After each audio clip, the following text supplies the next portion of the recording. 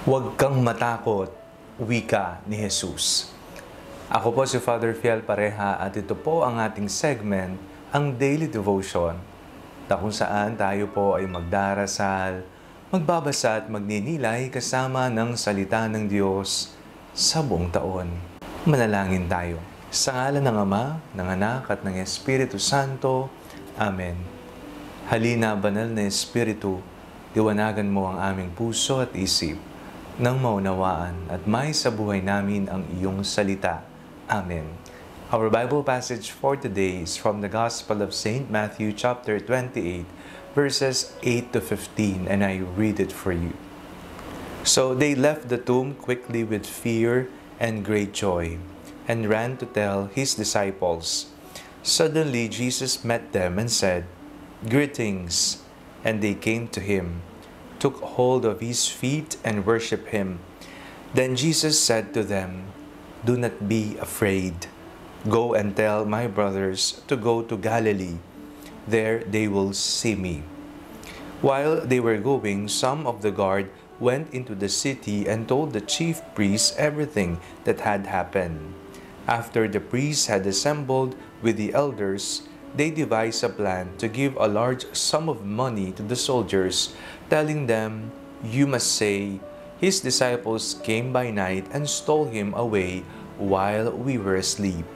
If this comes to the governor's ears, we will satisfy him and keep you out of trouble." So they took the money and did as they were directed.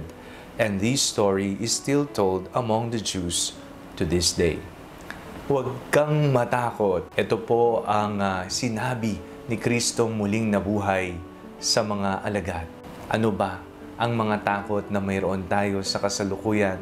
Ang mga takot ay maaring magdulot sa atin na nararamdaman nating wala tayong pag-asa, wala na tayong gana, para bang patay na tayo. Parang Biyernes Santo pa rin kapag tayo ay nagpadala sa takot. Tayo nagmumukmok, tayo ay umiiyak, nagkukulong, takot na takot.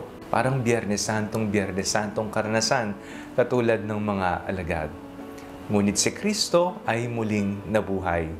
At ang kanyang paalala sa atin, huwag kang matakot. Pagkatapos ng kanyang kamatayan sa krus, pagkatapos ng 3 araw, nabuhay na magmuli ang ating Panginoon Hesukristo. At ang muling nabuhay na Diyos ay nagdadala ng isang regalo. Ito po ay ang kasiguraduhan na hindi niya tayo iiwan.